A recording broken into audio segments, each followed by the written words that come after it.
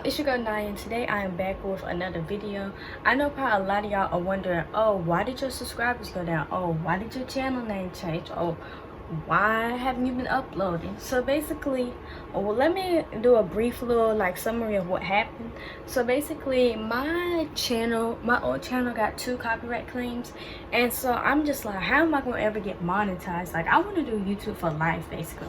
That's what I want to do. I just want to be one of the popular YouTubers who do some make money off YouTube and all that. But because I've always had a passion of YouTube since I was 9 and 10 years old. I used to always do small little baby play videos and all that. So I finally decided to do it at 16, and so I got a copyright claim. So I know my YouTube channel was done for, so I just had to restart my whole channel, if that makes sense. So yeah, but I'm back and I'm better than ever. Maybe that last channel wasn't meant to be for me, maybe this is the one and all that. But yeah, let's go ahead and get started with today's video. Today's video is going to be on some tips, tricks, hacks, cheats, whatever you want to call it, for online school 2020. I know everybody's basically doing online school. I know a lot of people are going back now, but I know people have been doing online school because of the coronavirus and all that. And yeah, so I come here to help you guys out with this school year with these online tips, tricks, hacks, and all that. So let's go ahead and start off with apps that you want to use on your phone. So I have my iPad here. I'm about to start using this for school. I use mainly my laptop and all that. But some apps that you really do want to get for online school is you want to get some apps that are okay, anyways. You want to get some apps that I'm about to list now. So the first one is you want to get for math is Photomath. Photomath is a really good app where you can get the answers to any type of equation and all that just with one click, basically. So what you would do with Photomath is you would go ahead and take your device, so for example my iPad, and you will pull up whatever problem you have, like an equation, say 2 plus 2, and let's say, oh, I don't know what 2 plus 2 is. You will basically take your camera, put it in the angle, put it in the frame, because they have a little frame on the screen, it's a little square, and you will just show have it pointed at that, and it will automatically show you different ways you can solve the problem and the answer. It will show graphs, it will show different types of ways. Let's say you have to use PEMDAS, let's say you have to use, I don't know, some type of equation mess, then yeah, that's what it will basically show you on how to do. And so the next app that you want to get is, let's say, Photomath. So Photomath is a really good app. I've been using that since freshman year. But let's say when it comes to word problems, you might not even find your specific answer. So you're going to be like, oh, what do? I can't find my answer. So another alternative to Photomath that has the same concept and all that is something called Mathaway. Mathaway is another good app. I really don't use Mathaway like that, but I just know that it's good from my experience and all that I've used it a few times, but I don't really use it so much. So yeah, another app that's good for let's say you want to find answers to any type of assignment, let's say science, English, history, any of that type of stuff, is get Quizlet. I think everybody knows what Quizlet is, but it's a good way to also study too. Let's say you want to do flashcards or something, you can also make your own flashcard sets and study with it as well, or you can find the answers using other people's flashcard study sets. So it's basically a win-win situation. Another app that I've heard of, I don't know how to pronounce this, that's why I'm just gonna show y'all. I think it's Quizzes, I think, because it's spelled weirdly, but this is another good app. Right here, right here, Quizzes. That's another really good app. I personally never used it, but going by the looks, it looks just like Quizlet. So I've heard good reviews about it, because as you can see, 4.8 stars. So that's how you know. Okay, so let's say you're taking a foreign language class. Another good app to get with foreign languages are something called Duolingo and all that. Them are really good for extra practice and all that. I know my teacher always said for us to use that when we want to practice our Spanish and all that. So I know from experience that it's good, and I practice with plenty of times. Kahoot is another good app because I know you can explore what other people's study stuff, other people study stuff, and I know that they've had a lot of answers on there for certain worksheets. So yeah, get Kahoot, and also it's fun to play around with if you want to practice.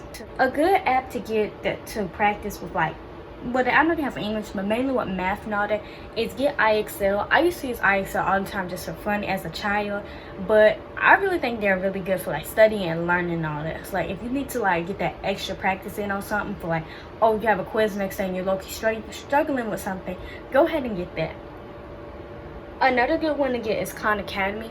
I personally don't use Khan Academy like that. It just annoys me, but from my past times using it, it's actually really good. It's just annoying.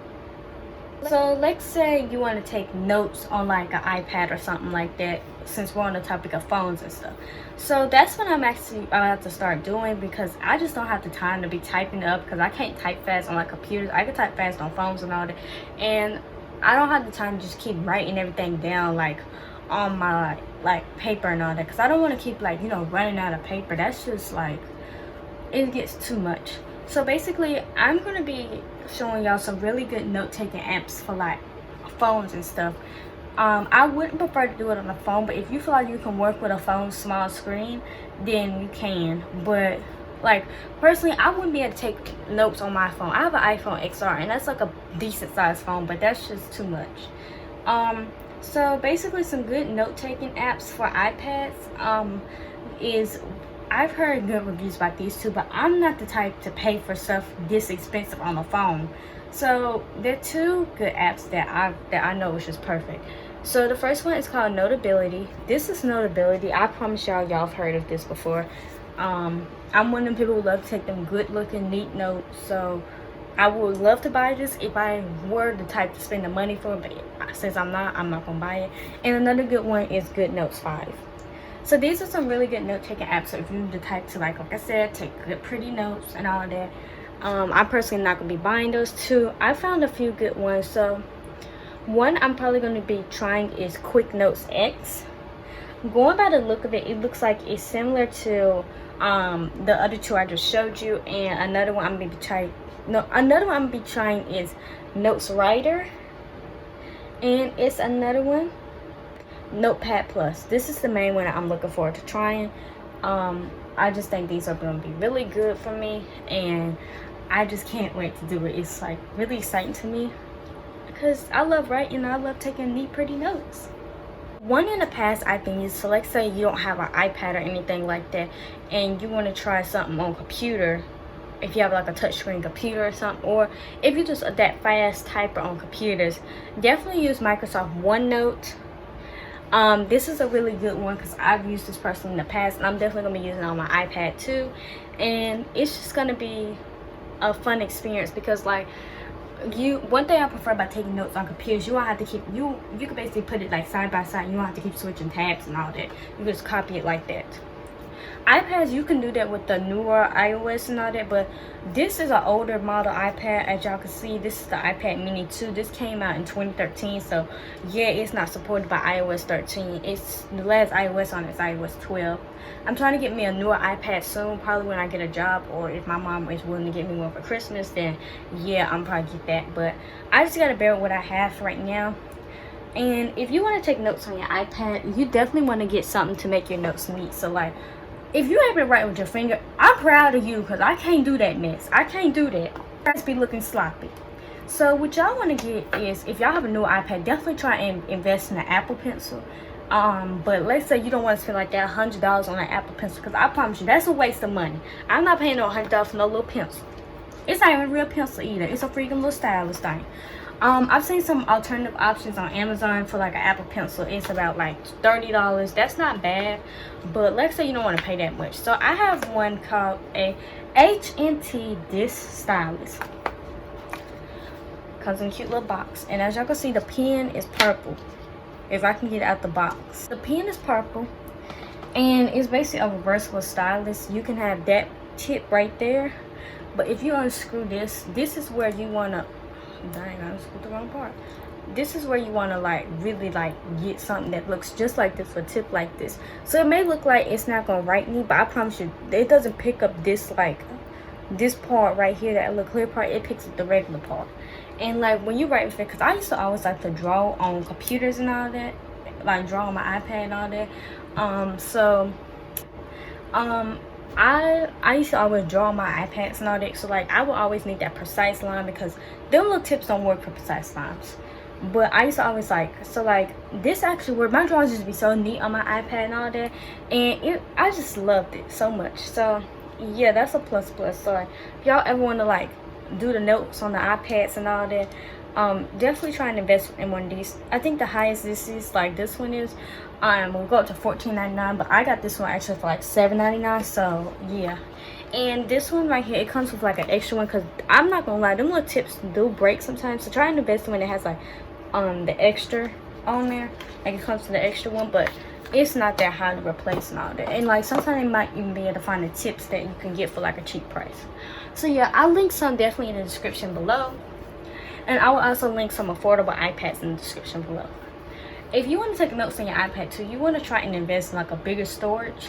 So 32 gigabytes should be plenty, but if you want to go higher, if you want to have like more different more notes and stuff like that, definitely try and invest in one that's about 64, 128, or 256. And also try and like, if you have money saved up or you have a job, try and invest in like a good one. So like I will link the standard iPad below, the iPad Air, and the iPad Pro below. I prefer getting you a standard iPad for right now if you just not started, but if you want to jump big to like the iPad Pro or something, go ahead and do that.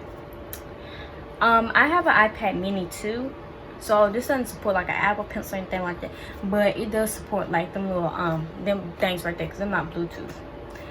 Another thing that you would probably need to try is you need to try and get like a keyboard if you do want to be typing. So I know Apple has the smart keyboard and all that, but let's say your iPad doesn't support it. If you're in like a little like, if you're in like a hole like me, or let's say that you're on a budget or something, you don't want to spend all that money on one of them, so just get a regular like Bluetooth keyboard. Well, dang, it's alright, y'all. I promise y'all, it's already got a crack on it, but y'all can't see that crack. It's right there. It's like you can't see it, but anyways, you want to try and invest in like a Bluetooth keyboard or something like that. So okay, let's get to alternatives for some stuff. I'm back. Alrighty, y'all, so I'm back. And okay, so one thing I want to mention before we move on to like alternative like websites and stuff and like all that stuff, let's say you want to also do like the notes thing on iPad, but let's say you want to get a newer one but you don't want to pay out full price. So I want y'all to go to like the Apple trade-in website right here, and you will be able to see if your device is eligible for a trade-in or something like that. So it says for me, iPad mini will be up to $107.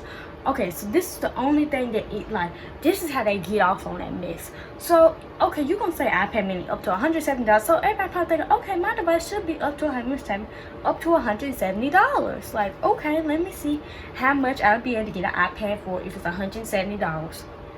And some of y'all go up to $408. Y'all probably like, oh, I'll probably get an iPad for free. So this is how they get off on me. This is how they get off. That's how they got off on me. This is how they got off on me.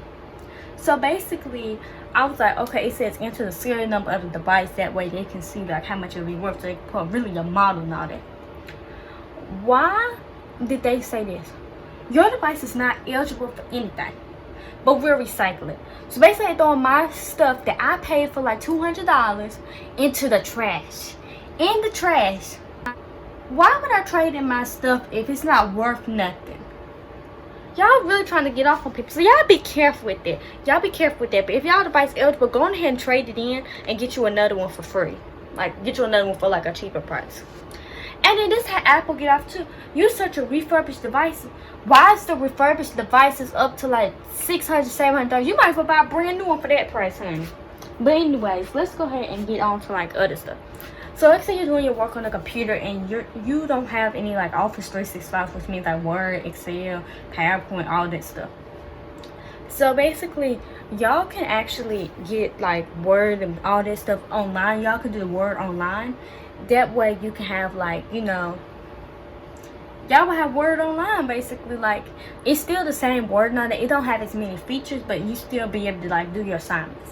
You can also use an alternative option called Google Docs. I'm gonna pull it up. They have like thing like Word and PowerPoint. It's called like Google Slides, Google this. They also have like a Google spreadsheet thing, which is like Excel. They have other good features. I mean, Google Docs is actually really good. I use it personally because my computer, some reason, it never downloaded Office 365 on like my personal computers, like, and my like, see, it don't let you like use it on a different drive, because I have 2 different drives for my computer, so I can't like download Word and all of that stuff onto my other drive. It has to be definitely on the C drive. So like, I have no storage on my C drive basically. And so yeah, I'm gonna show you a glimpse of Google Docs. It's also free, so you won't really have to like worry about like paying for, like, you have to do Office 365, which is like $99 to $100 and $200. But yeah, there might be really good things. So let's say you want to look up your answers online for like a worksheet or something. So like, basically with worksheets, you want to like, let's say the worksheet is already like not by the teacher, so you want to actually copy and paste one of the first 3 questions into your search engine, and sometimes it will actually pull up the worksheet. Like, you'll find a link that has the worksheet on it with the same title, name, and all that. Or you want to probably do one of the last 3 questions. You also want to search up you also want to if you want to type in like the title of the worksheet to find the answers, type that in and then put answers afterwards. It's basically self-explanatory. To make sure you if you find the answers, make sure you don't have to pay for them. If you do have to pay for them, if you're willing to pay for the answers, which I know probably nobody is, then don't worry about it. Basically, just try and like use a website that has like the answers. Like, Brainly is a really good one. I always use Brainly because it actually gives you the answers for free, but after a certain time you might have to pay for it. So what I would prefer doing, if it like says you have to pay for it or something, is go ahead and clear your browsing history.